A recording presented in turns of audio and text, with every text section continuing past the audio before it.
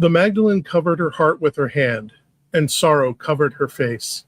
When I asked her what was wrong, she pointed to the horizon. 3 stood there. One was proud and gilded with a flaking veneer of gold leaf. Jewelry stiffened the wrists, ankles, and neck as they rubbed the gold leaf from their body. Another stood tall in a polished and decorated suit of armor, with a sword in their hand. A strange rattle resounded from within the armor. The third sneered as their hollow, hungry eyes measured the world. They carried a gift that leaked a poisonous miasma from it. These are the 3 enemies of life, the Magdalene said. They are not born from the rich soil of the world. They are not fed by the wellspring of life. They are born when the ever-changing nature of the world and life is rejected by those who believe they can freeze life and it will somehow still live. The first figure you saw is greed. It believes that everything should exist for its own use. It longs to be beautiful, wealthy, and young forever. Everything should serve its wants, desires, and cravings. It hoards, steals, and traps all that fell into its shadow. The second figure is fear. The rattling you heard was it quaking within its armor. It is terrified of change, building great walls to defend itself and waging war to feel like it has control over others and the world itself. The third figure is lust for power. It seeks to have, not to experience. It lusts for conquest, not for pleasure. What it grasps, it chokes till it withers, then it grabs more. Often it lacks the patience to wait and grasps constantly, taking everything it can grab to itself. These are the lords of Babylon, the power that corrupts and draws in all things to itself, severing it from life. 3 figures struck the ground. Greed extracted from the land what it thought would feed it. Fear waged war on all that did not obey without question. Lust for power proclaimed the glory of Babylon and enticed more followers to their banner. Everywhere they touched, the earth dried out. They dammed the flows of Viriditas and built walls around the dust of their empire. Behold Mitzrayim, the Magdalene said. This is the narrow place where life is pressed from the living to feed the machine of empire. It is forged from the ever-thirsting power of Sikitas, dryness. As greed, fear, and lust for power spread their illusory power in the world, they dry out the land so everyone is dependent on them, becoming unfamiliar with the life that could keep them green and growing. I said, "How awful these states are. This is terrible." Do not think that Sikitas is wielded by the state alone, the Magdalene said. If greed, fear, and lust for power take root in your soul, then this power is in you too. Drinking from the living water and return to the path, or they will leave you as little more than dry bones.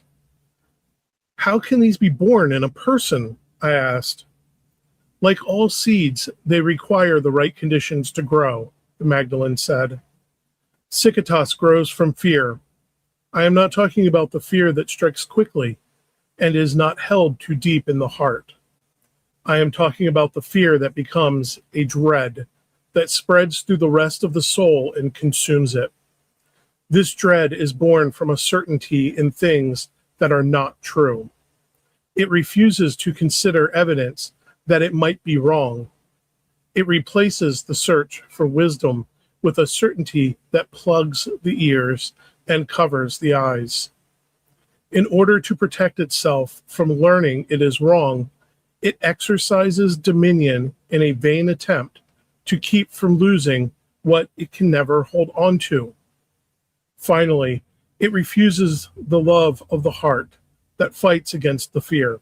certainty, and dominion they need to keep from being moved by the powers of life.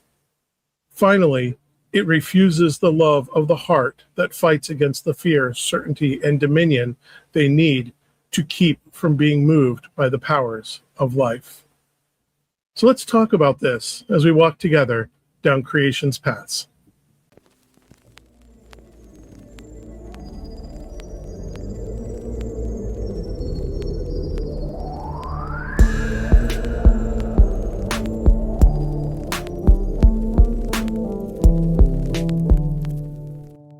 Hello, everyone. My name is Charlie, and I am a Christopagan druid and priest of Bridget. Hello, everyone. My name is Brian. I'm a Christopagan druid and sous chef to the Dagda. And today, we're in Pride Month, and we are going to be talking about the power of the Lords of Babylon to go out there and wage culture war and all manner of other war against the good souls of this world, as well as how these powers can get into us. But before we get into all that, if you haven't already, don't forget to like, subscribe, follow, whatever the terminology happens to be on whatever the platform is you're listening to us on. We work really hard to bring you the best that we can, discussing various Christopagan and creation spirituality topics, and we hope that you enjoy everything that we're doing. You can always send us a message over in the chat on our Substack at creationspass.com and let us know what you would like us to talk about. And if you really like what we're doing and you're listening to us on Apple Podcasts, please leave us a review. It helps out more than you could ever possibly know. If you would like to know more about creation spirituality, you could check out my book. Oh, it gets me every time. Creation's Pass, a creation spirituality primer with introduction by Matthew Fox.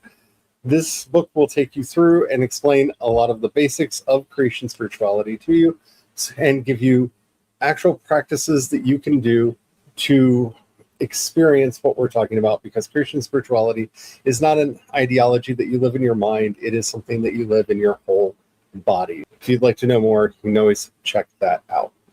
All right, let's just get into it now, shall we?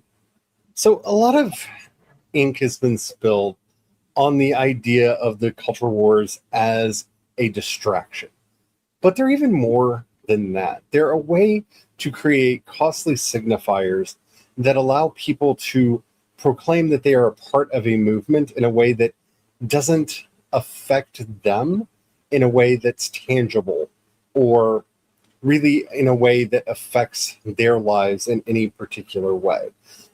And we see this with the way that the queer community in general, whether that's gay marriage, gay relationships in general, queer existence, or the trans issue, is used in common parlance. Most of the people speaking, and I do say most because there are some closeted and some believing that they've been reformed queer people in this movement and on that side, but they themselves are not queer. And so they don't see this as something that affects them. We see this change in a lot of people when they realize that their kids, their siblings, or sometimes even close friends are, and they start seeing how these ideas and policies actually affect them. The whole point of this is for division. As Jesus said, a house divided against itself cannot stand. And so if you're going to try to do a hostile takeover of any group, the easiest way to do that is to sow division amongst them. How can you do that easily? Hey, we are not X, so let's say X is bad. And you can see this going all the way back to the original sin of the United States, which is racism. In the early colonial America, indentured servants and enslaved people actually united in rebellion against the colonial powers. The solution that was found to alleviate this problem was to create a race-based category of enslavement that differentiated and made indentured folk superior to those who had been enslaved, thus sowing division between them and keeping them from achieving equal rights. We also see this in the women's suffrage movement, where division was sown to separate them away from the African Americans who had been emancipated from slavery and for equal rights there, that the argument became in a lot of these circles, well, we can only really fight for equal rights for one group, and that's either going to be women or African American folk. People took their sides on that, and that haunts us again down to this day. These divisions, which, when you look at them on their face, if we're arguing for equal rights, we should be arguing for equal rights for all. If we're arguing that forced labor is bad for everyone, not just one group or another. But being able to sow these lines in the sand to get people to pick teams on one side or the other allows that coalition to be divided, so that in the end, the people who want to keep the enslavement or to keep people disenfranchised can win. I was just thinking about just looking through the historical examples. As Charlie clearly pointed out, you can really see this, and it becomes this repeated pattern that you can just see. You change the name of the group that they're trying to divide or separate out. So they create this class of people that is the desired class because you get full benefits. In the States, a lot of that was considered whiteness, which isn't even really a thing, but they were able to use that. So then as they divide up everybody, if you were Italian immigrants and you wanted to get in, you basically played nice with the group of whites, and suddenly you get grandfathered in, and you're no longer this second-class citizenry being treated like crap. You're in the in-group. Congratulations. You have to betray all these other people to get in, and it's where that dryness spreads. It's where that it becomes infectious. The seeds of this racism grows even further, because then it's like, well, you have your tribe, your community that you want to make life better for, and not being able to realize the cost for that. And when you go forward into that, you could see how in the 80s, the group that wanted to maintain power, a lot of the more corporate interests, the wealthied interests, instead of, it started to become unpopular to talk about race and racism. So tried to create a division on, it was the guns, God, and Bibles. They tried to create these three divisions to separate the population, so that if you're a rural individual who needed guns for hunting, for providing for your family, needed guns for protection because wolves and bears and mountain lions, these are real things that run around the wild and do kill people. Razorbacks, like wild boars, are really dangerous. And for those who don't live in a part of the country that has to experience that, you're fortunate, but this is a serious consideration. If you were to even go out in your backyard, you might want to carry a gun to make sure to protect yourself should you be attacked, because it can happen that simply. You could be out watering the garden and get jumped by a mountain lion who decided it was hungry and decided you looked like good food. So they preyed off of that to separate them out and to get them to sign up.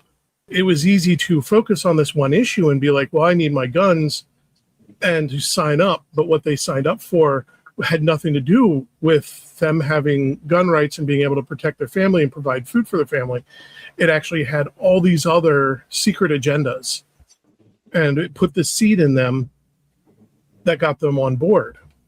It's important to realize that the current iteration of the anti-queer movement came about as a wedge issue to stop the rise of feminism. And when we don't realize that, we can see how that division tries to work, especially amongst TERFs and the trans community today. As female-led organizations were coming about, as feminist organizations were starting to rise, the lavender panic was instilled into these people of, oh, these aren't real women, they're lesbians. And so there were actual attempts to hunt down and exclude lesbians from some of these earlier feminist organizations, which led to some of the most brilliant and wonderful protests that I have ever seen in that movement.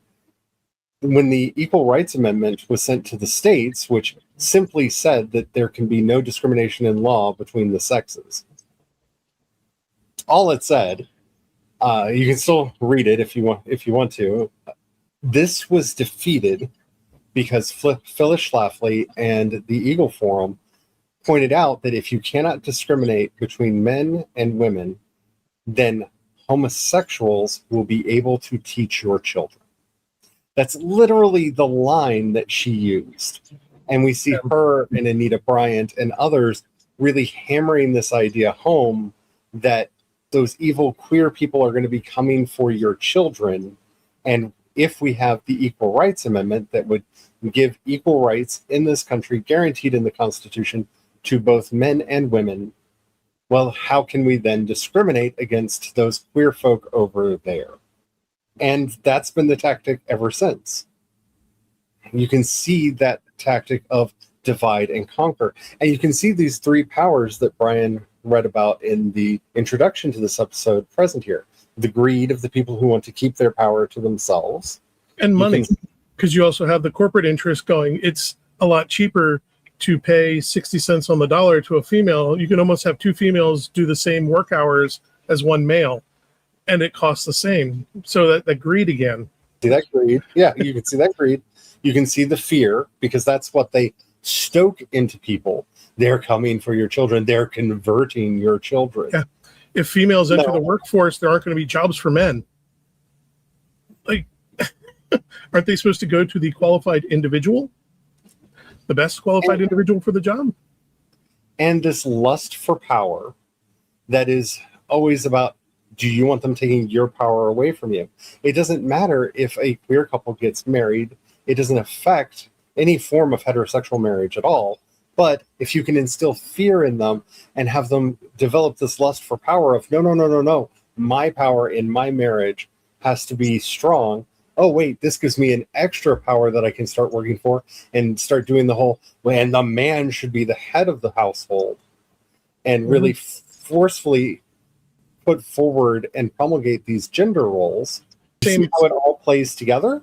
Yeah, and that same power argument you could also see in the churches, because they went, well, if your church, your God is so mighty and powerful, how are they allowed to get married? And the marriage question was a civil question, and in the States, we're supposed to separate church and state, but they used the lust for power of one individual church, which isn't even talking about their entire denomination or multitude of denominations, especially about Christianity. There's a lot of different variants of that in the United States alone, and yet they played off the lust of power of each one by not naming specifically. They just wanted to be like, well, don't allow them in because it's going to threaten your power. Unless you think that these are settled issues or things of the past, as we are recording this episode, the Southern Baptist Convention is meeting to determine whether or not they are going to kick out of their group any group that even thinks that you should be able to ordain women to be pastors. Not just the ones that have it, but those who agree with the idea that maybe that's a good thing. Like, this is still a live and living issue. And all of this is meant to sow division, to get us arguing about things that, yes, are important, but that can drive us apart on smaller issues so that they can win on the bigger ones. And that's a tricksy thing to see and a hard path to follow. And there are ways to work through this. And that's why, like always, we turn to the four paths. So as we walk down the Via Positiva, we are encouraged to look for awe. What is the awe that we can find here? And that is, as always, the original blessing that we are all created in. That we have to start understanding the unity of humankind. That we are all blessed by our Creator with certain unalienable rights. That we are all intrinsically equal. Now, equal doesn't mean the same. Equal doesn't mean that some of us don't have more talents or fewer talents in various aspects. What equal means is that we are of the same dignity, that we all have the same worth. No one is worth more than someone else. Someone may be more needed in a time, like If you're having a medical emergency, a doctor is more necessary in this situation than, say, a bridge layer. But if you need to get through a river, a bridge layer is more important than a doctor in that case. That's circumstantial, that's temporary, that's not a universal truth. And when we look at the way this division works, we have two groups that are trying to be divided out here. We have the in-class, the privileged class, the chosen class. And that's very important, that word chosen. These are the people that are given some sense that they are in some way better than others because of a quality that they all can either share in or pretend to share in. And that is contrasted against what the Hebrew Bible refers to as the anavim. These are the people who are cast out, the ones who are thrown out, the ones that are discarded. And when you give somebody the sense that they are chosen, they tend not to see the value in those that are discarded because, well, I have been chosen. I'm not like them. I don't share whatever the quality is that got them cast out. That is the disruption that comes in to get us to not see the Zel Elohim, the image of God in all people. When we meet one another, we should see the Christ in the other person's face. Jesus said, whatever you do to the least of these, to the anavim, you've done it to me. So when we see other people, we should see Christ in their face. We should see the image of God in all people. That is the wisdom that we are encouraged to live in. And when we think anyone can be discarded or thrown out, when we do not side with those anavim, those who have been cast out, we are trying to give ourselves a fake privilege, and that will not last. If you are not part of the actual class that is in charge of things, they will find a way to eventually put you into that lower class status also. So this all starts with this realization that everyone is made in the image of God and that we all have a shared human dignity that cannot be denied regardless of any other status. And when we start there in that via positiva place, it helps us out immensely in how to go forward. This is something I found very powerful from the imagery shared at the beginning of this episode. Part of the operation of Babylon, an empire, and how it works is that temptation. They want to set up a temptation to be in the selected class, right? So the wealthy go, it's wonderful to be wealthy. Don't you all want to be wealthy? And it's easy to say yes, but what we don't realize is for those who are wealthy, they had to take in that seed that dries them out. And the difference between a wealthy person and a poor person might be the amount of resources they could call upon from outside themselves, but it has no value as far as the resources they hold in their heart, their hands, and their mind.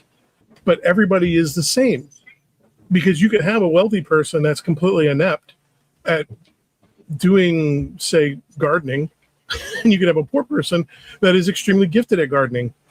The only difference between the two is the wealthy person can pay somebody else to do the gardening for them. It's fleeting. And the class that is created is fleeting and false also. And it allows that it's a distinction without differentiation in reality when it all comes down to the end. It's also one of the very powerful things when we talk about sikatos, that drying out. That's one of the powerful things about why the sikatos can't kill the greening. That veritas, that verdure that you develop in yourself as well, because that's something you have in you. What comes from outside can't affect that. It's you carry it with you wherever you go. If war breaks out and you have to flee your lands, your money, you might not get to take it with you. You might find yourself suddenly poor. But all of that wealth that you've developed inside yourself, when you flee, you carry it with you. And I think that that's what Jesus was talking about when he said that we should store up our treasures in heaven, not here on earth where the rust corrupts and the moth consumes. Jesus doesn't seem to be very afterlife focused. I mean, if you've ever read the Gospels themselves, Jesus isn't talking about the afterlife all that much. He's very much about the here and the now and the world that we currently live in. And that phrase has always kind of bugged me because it seems very future for the way Jesus usually talks, because he usually talks very present in the here and now. And the more I thought about that, he's constantly talking about what he calls the kingdom of heaven. And that's where we store up our wealth. Our wealth is in the relationships and the community that we build in that community of heaven that is here and now, and not in the things that the rust devours and the moth consumes. Because as Brian was saying, if you have to flee from your home, if there's a fire, a flood, or a storm, those can all be taken away instantaneously. But those relationships, that community, survives and can continue with us. And that really is a place to find awe, wonder, and meaning as we're trying to combat these forces that want division. So as we turn to the via negativa, we ask ourselves, what pain is real and needs to be seen, and what do we need to let go of in this path? And those are similar but very different questions here. The pain that I think we need to honor here and just recognize as pain is the trauma many of us have endured as being one of those groups that was cast out, whether it's because of our queerness, our gender, our non-gender conformity. A lot of men especially carry this wound in them that was caused because they weren't quote unquote manly enough. Yeah, that's a whole can of worms that maybe we'll do an episode on in the future, but I'm not going to spend too much time there today. But we all have those kinds of wounds. And we see this in the way that we treat the immigrant, the stranger, the homeless, the way we treat anyone who's not white in this country, anyone who's not white, male, and rich. Like, if you are not white, male, and rich in this society, you probably have a wound of this kind. And I would say that they have wounds too, but they're of a different nature. They're more the wounds that they felt inadequacy or an inability to live up to maybe the standards that their parents had for them or something like that. But it's a different kind of wound. Yeah. So I like to say they were poisoned in the cradle and poisoned from the upbringing that dried them out. That's something that I found very powerful in walking the path of via negativa. I found it very helpful to be introspective in an extrospective kind of way. When I come across somebody who is, I know it's a very weird in and out sort of way of looking at it. Welcome to the mysteries of the via negativa now. But when we live in an extremely conservative place.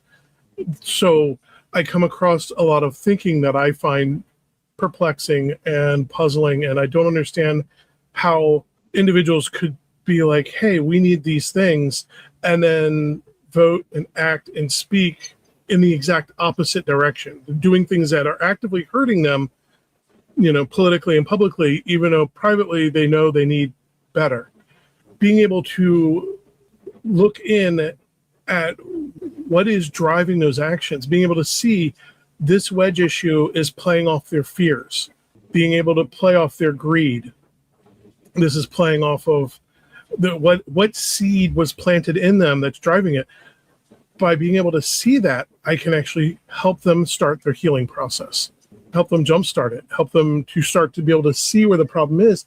And it first starts with helping them to see that we are all alike.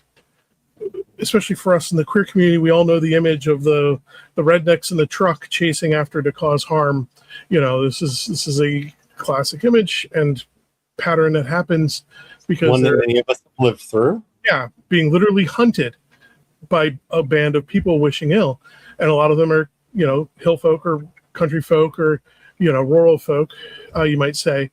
I was able to sit and talk with them and start from a place of commonality as people who want a good life.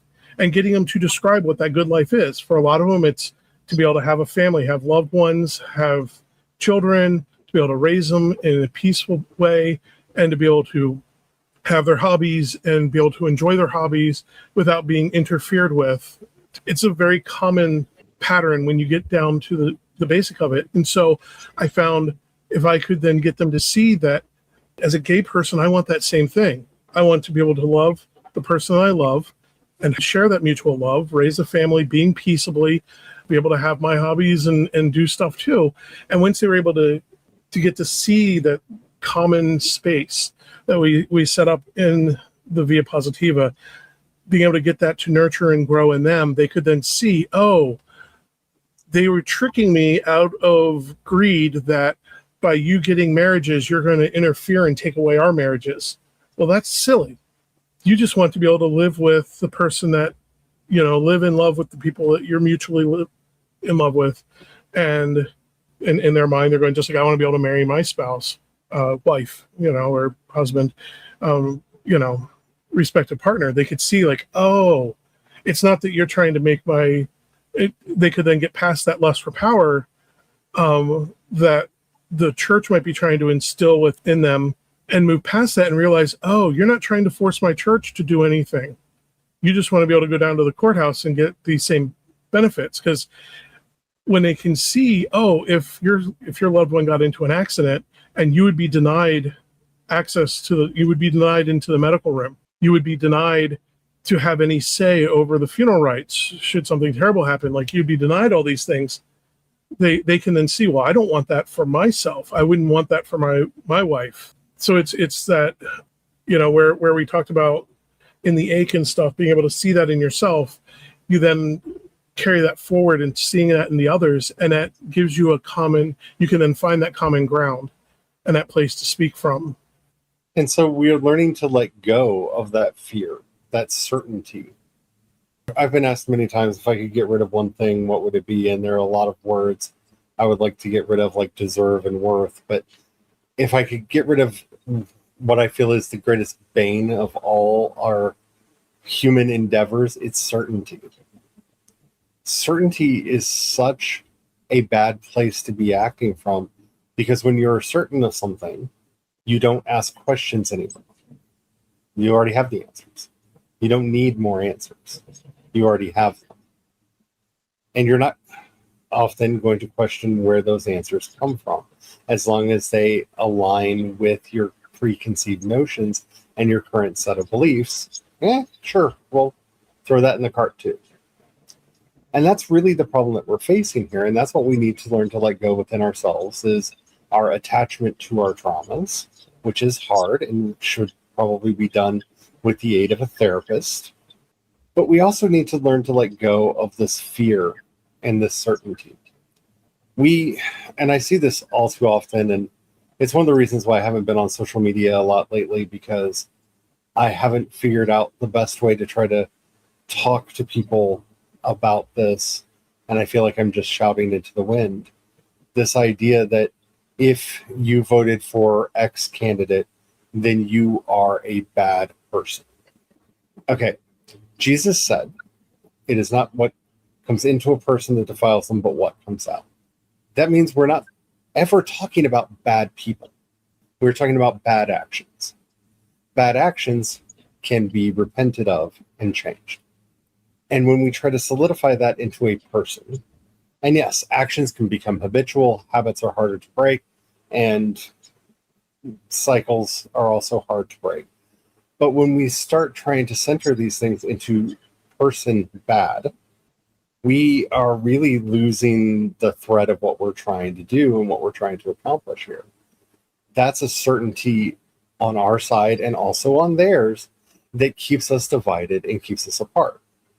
Someone may have just been really frustrated that the economy wasn't working the way that it was, or they couldn't get the health insurance that they needed, and they were just looking for anything to be different.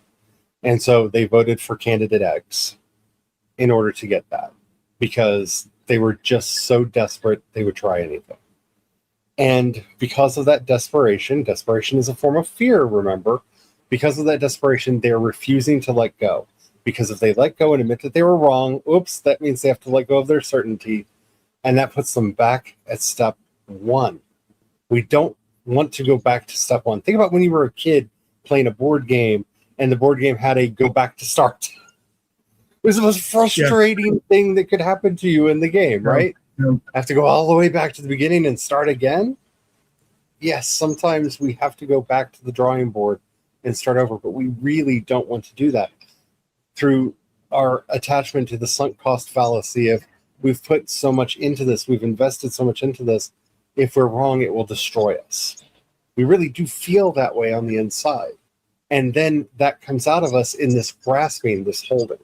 And that's why the Via Negativa teaches us the greatest thing that we can do in any situation is let go. Doesn't always mean we drop things, but we let go.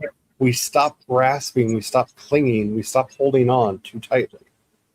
When Mary Magdalene saw Jesus on the day of his resurrection, he said, "Do not cling and hold too tight to me, Mary." You can imagine seeing him standing there. All she wanted to do was hold on, just grab on and hold on and keep him there forever and not let him go away again. Do not hold on to me. I have not yet ascended to my Father. Do not cling. Do not hold on. And it's so true with that grasping, because that is the other part of it. That's the introspective part of it. When you're looking at these seeds that are being planted, this division, you have to be careful the minute you try to put yourself into a special class. I'm enlightened now, for instance, as a special class, you are perpetuating the very system that you're trying to be free of. And so you have to be careful not to grasp onto that, because then you start going, well, you are dumb, you're unwashed, you're unworthy, and it becomes easy to start banishing and perpetuating the system of drying out, because now you become that guy hiding and quaking in the armor, waging war on everyone around them, and all you're doing is perpetuating violence. And so, it's learning to let go, learning to hold things with an open hand, and just letting it sit there in your hand. You're still holding it up, but it's not grasped, not held on too tightly. It's tricky. It's why this system is so easy to perpetuate itself. How you can get, and that's why when we were talking about the historical view, how you could have one group of people get elevated into whiteness status and turn around and do terrible things to all the other groups. They were all Anawim. And then they would elevate one more group. And then every now and then they bump a group back out. And all of a sudden they're no longer in this group, this special class. And the special class turns on them immediately. And you ask yourself, how? And it's like, well, this is how. It's part of that grasping. They do that because they have to, because if they don't turn on them, they're no longer part of that special group. And they're afraid of that loss of power. So as we turn to the Via Creativa and ask ourselves what wants to be born in us as we are going through this process of taking in the basic dignity, the image of God that is in all of us, the face of Christ in every face that we meet, and letting go of these ideas of privilege and power and the wounds that trauma has placed on ourselves. What is it that is wanting to be born in us? I think Paul says this quite rightly in a way that a lot of us can understand. Paul's theology is about this creation of the new Adam, that we become a new person, that we are transformed and made new. But at the same time, while talking about that, he always says that, but I have a thorn in my side. I still feel this pain that is always with me and reminding me of who I used to be. And we have to be mindful of that. As we're starting to realize, we, like Christ, are the Anavim. We are the ones that were thrown out. The scripture says that Jesus is the stone that the builders rejected, upon which the temple of God is built. That is a powerful image. And if the cosmic Christ is the stone that the builders rejected, guess what that makes the rest of us? We are all, in one way, shape, or form, part of that class. Even if we don't know it or see it, are you 100% able-bodied? If not, guess what? You're Anavi. Is your lineage as pure and white as you think it is? You might be kicked out for that. Is your gender expression exactly the way that it's been laid out for you by the precepts of that movement? You might get into the thing. Do you like something that they said that you shouldn't? There are a lot of ways that they have of throwing people out. And when we start thinking in these big categories, we forget these weird little categories that they have. Men that lean in to hug their wives are out somehow. Men who wear pink, girls who wear blue, women who wear pants. They have all kinds of strange little things that gets people cast out into this category. And I'm not trying to make you paranoid. I'm trying to get you to see that whatever privilege any of us thinks that we might have that might protect us, it's fleeting. You may be able-bodied today, but it only takes one bad fall, one car accident to get you on the disabled list. One disease that pops out of nowhere, one illness, one chronic illness that somehow is awoken within you to get you on that list. And those are all things that are outside of our power. So what wants to be born in us? I know I sound like a broken record when I say this because I say it a lot, but it's solidarity. Solidarity is the oneness that we talk about when we talk about we are one. We are one body. We are one in Christ. We are one people. We are one human species. We are one human race. That oneness is solidarity. We allow ourselves to see that oneness with each other, but not just see it. Solidarity goes beyond just seeing it. We act on it.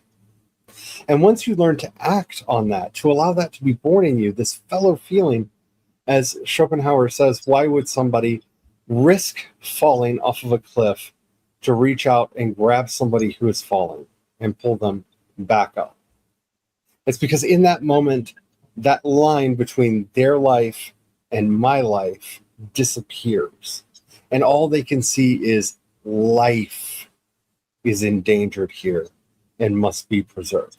That line that differentiates between this and that, I and thou, disappears, just vanishes, winks out for a second. Why does a firefighter run into a burning building? Same reason. These are all acts of solidarity. That moment where you allow that distinction between you and them to disappear. That doesn't mean that you disappear. This is where people get this wrong. You are still a person. You have your own likes, dreams, ambitions. You are not conforming to the group. That's what they want. Conformity. Yeah. That's what dries us out. Conformity. Oh, don't like that music. That's not on the approved list. Don't love those TV shows. They're not on the approved list. You're not cool if you don't. You are not cool if you do. All of those lines, all of those strictures, those are all divisions that keep us away from having this basic solidarity one with another, where we not only see the unitary nature of our life, the oneness of our lives, of our existences together, but we act in accordance with that. You're on strike, so I'm on strike. Yeah. And that unity creates a liberation in a way, because then when the powers of Babylon come along and they want to tempt you into that group, in that liberation you get from that unity, you can see, oh yeah, okay, so if I have to do all these horrible things to get to be wealthy, and there are a lot of perks with being wealthy, but there are a lot of obligations and costs that come with that, because now you have to protect your wealth, you got to do this, that, and the other. There's, as Charlie was pointing out, there's all these expectations that you have to maintain and front about, basically, to be able to stay in. And now you have to pay all that time. And this realization brings that liberation along with that oneness, because you know, like, everyone's a cool kid. And just because of a natural bodily function that happens in a social event doesn't mean you're automatically not cool, because everybody's one. And so you're liberated now. Not saying that you necessarily go about doing that in public spaces, but you're liberated. So should an accident happen, everybody has accidents. Everybody has good days. Everybody has bad days. You can be free from all of the weird divisions and pressure for divisions. You can then pull back into the unity. You can also have that compassion for somebody else who's having the bad day and happens to do a socially awkward thing in a public space, just as that one specific example. And then you can help them through that process and realize, like, no, you can be free too. So I was raised in an old school Baptist home. And when I say old school Baptist, my great grandparents were still alive and teaching me things, and they were born in the 1800s. So when I say old school, I mean old school. And my great grandmother always said, behind every great wealth was a great crime. And that's true. That's 100% true. Anytime you see someone or any institution that is obscenely wealthy, there is some crime at the source of that. Whether that's some form of larceny, whether that's a human rights abuse, whether that's some defamation of the planet and desecration of the earth, some great crime was involved in the creation of that wealth. Even if it's just stealing it from their employees so that they did not share the wealth that they were making. All wealth is made for a great crime. And the greatest of those crimes, and that's why to me solidarity is so important here, is you have to be a part of that class, break solidarity. If you have solidarity with the earth, you cannot do strip mining and chemical mining, and you cannot pollute the earth. Solidarity won't let you do that, so you have to get rid of it. You can't commit human rights abuses and abuse your employees if you have solidarity with all human life. You can't do animal testing if you have solidarity with the animals. But you can't have solidarity to an institution. And that's the important thing that I really need you to see here when we're talking about what solidarity is. You can only have devotion to, allegiance to an institution. You cannot have solidarity with, because there's nothing there. All institutions, whether they're businesses, churches, nations, are fictions that we tell ourselves. They're stories that we tell, and then we draw lines on maps, or we write up a contract that institutionalizes it in some way, shape, or form. And we say, see, it exists. I have the paper to prove it. I don't need a paper to prove that Brian exists. I see him every day. You don't have solidarity with paper. And this is important when it comes to the books. You cannot have solidarity with a book. I don't care if it's this one that I wrote or the Bible. You cannot have solidarity with it. It is dead words on dead paper. They only come alive when spoken. They only come alive when they are brought into community. That's what brings them to life. And you can have solidarity with the ones who bring it to life, but not the institution. You can have solidarity with the members of your church, but not with the church itself. The church is a building. The church is a series of papers. You can have a solidarity with your coworkers. You might even have solidarity with your boss, depending on the type of place you work at. But you can't with the business, because the business is just a collection of papers that make it so. Solidarity is something that you have to have between people, between things. And if you can't have that mutual relationship, I use that word a lot too, and I feel like people are getting tired of Charlie going on about mutual this and mutual that and mutual everything else. But mutuality is the core issue that we're struggling with these days. If you can't have that mutual relationship, look, don't get me wrong, I love the scriptures. I love the Bible. I read from them every day. I quote from them often. They're a core part of my devotion. But when I'm sick, the scriptures don't tuck me into bed and make sure that I stay hydrated. That's an act of solidarity. They may be in my brain, they may be in my thoughts, someone may read them to me. That's great. But the person who's doing that That's the one I have solidarity with. And we have to come to understand the difference between the dead words on paper, which all institutions are nothing but dead words that are brought to life by people. That's what's wanting to be born right now. Solidarity with people, because you can't have it with an idea. So now we move into the via transformativa. And this one is easy. Well, it's easy to say. It can be tricky to do. We always talk about how we work through transformation with celebration. Celebration is core to the via transformativa. If you've ever read Original Blessing, you'll see celebration come up over and over and over again. The Hebrew word for that is Simca. And I want you to learn Simca because Simca kind of means joy. It usually gets translated as joy, but we have given meaning to the word joy that does not even touch what Simca is. And this is how we transform the world. Remember that solidarity we were talking about? Remember that awe we were talking about? Those letting goes we just talked about? Simca is the joy that you feel when somebody you haven't seen for a long time comes back, comes home. That joy that comes into your heart. You're back, you're here. Oh my goodness, yes. You see this all the time, the person jumping up and down. You can see this, as I was saying, with the solidarity between us and the animal world. Those wonderful videos of one that just happened not that long ago, when the astronaut came back and her dog greeted her at the door, and the dog is just wagging so much, like the dog's entire body is weaving back and forth on these two legs and just jumping up and excited and just so happy to see her. That is Simca. Simca is born in community. It's not my private, my precious joy. It's our joy.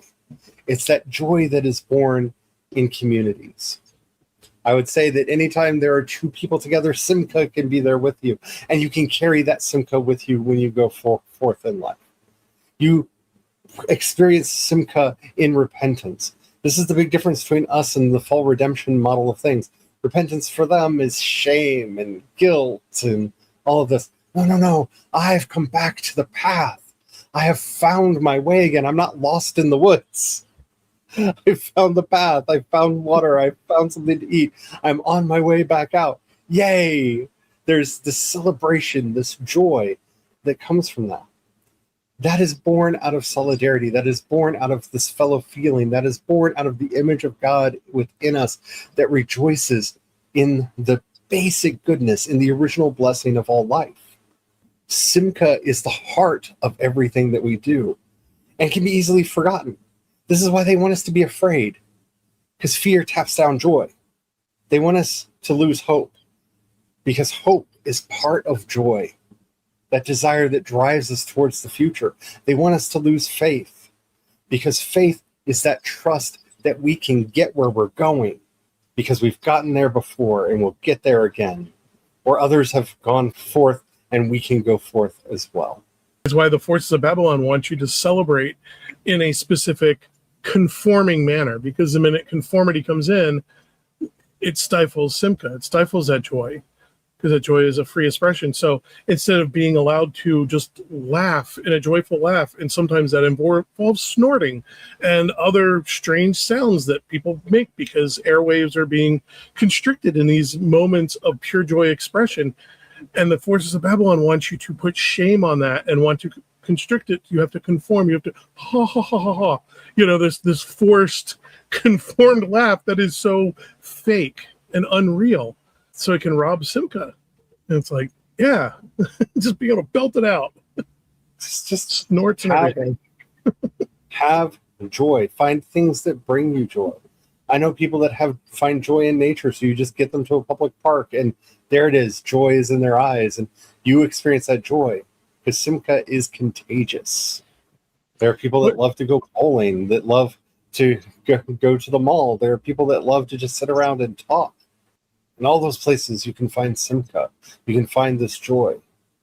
This joy is everywhere. But the powers arrayed against us that want us to be afraid, to be weak, to be divided, want to take that away from us.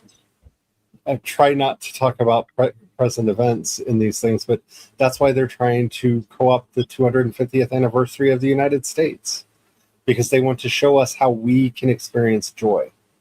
Because you know what I'm grateful for in this 250th anniversary? How far we've come.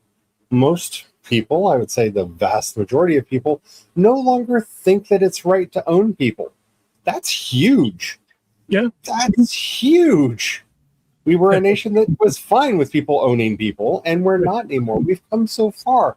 That's something to be excited about. Are we at the goal? Are we where we want to be? No. We haven't gone over the mountain yet. We haven't seen the promised land. But we're on our way. A lot of us, I would say the majority of us, think that there is an equality between men and women. That was definitely not true at our founding. We've come such a long way. The idea of freedom of speech is so ingrained in our society that we can't understand the difference between governments telling you not to do something and a business saying, you can't do that inside my store. Right? Because it's so a part of who we are. And that wasn't who we were 250 years ago. Those are things that I'm celebrating, that I have Simca about. This ever-perfecting, ever-moving forward union. But others want to control that and tap it down. Oh, no, we're going to have this meeting at the church hall today. Because, of course, we know we have to be solemn in there, so no loud noises, no laughing, no noisemakers. The book of Ecclesiastes tells us to eat, drink the sweet wines, and rejoice. Let your gladness be made full, for your works are acceptable to the Lord. Jesus celebrated with those around him so much. People whispered that he was a drunkard because he was always at the parties. Where's Jesus at? Or where's the closest party that we'll find him at? And we find him there, and there he is having these deep and depth conversations with people and helping them to see their true faces and who they are, and building community and building hope and building faith, all in Simca, in this communal joy. Jesus wasn't sitting around yelling at people. Who's ever changed their mind because somebody yelled at them? Hold on. And that's the power of Simca. That's why it brings transformation. I grew up in a family that still has a lot of Irish tradition left in them. And yes, we mourn when someone dies. And then we tell the stories about them. And there's so much laughter and joy as we celebrate the person's life. It's not always about the darkness. If you live just in the darkness, you're keeping yourself shadowed from the light. Simca is that light you found everywhere. And that's the thing, like this month, the gay pride parades, these are expressions of pure joy, and everybody see it and they're like, oh, I want that. Like, why do you think everyone wants a parade now? Because it's not that they want a parade in the classic conformist sense of a parade. They want that everybody out there being able to express that moment of pure Simca, that pure joy, expressed in the way that they want to express it. And that's the thing, is you could see each little group that makes up the parade are expressing it in their own unique way, their own colors, their own. Some are loud, some are quiet, but some are dance. It's just however it manifests, because we're all unique in that individual sort of way. But it's still, the commonality is that joy and being expressed. It's infectious. Right. Pride is a protest. If you take nothing else from this Pride Month episode, pride is a protest. How do we protest? By having fun. We know that the people that are arrayed against us do not want us to have joy. They want us to live in fear, live in the shadows, live in constant concern for what will and will not be. And the greatest act of protest you can do is smile and dance and celebrate who you are when people tell you not to be who you are. And I think every oppressed group in the history of the world has learned that lesson. And as more people are discovering, oh, wow, they have me on the list of the Anavim too. Oh, I'm an atheist, I'm an agnostic, I'm on the list. Look at what just recently happened with the list of approved religions in the military. Mm-hmm. Did you get kicked off the list? Did you suddenly realize you were Anavim? Quite a few groups did. And that's the thing. How do you fight back? With joy. Because one, like I said, joy is infectious. People want to join the dance. That's how we fight back. Because fear only works for so long. You get used to fear.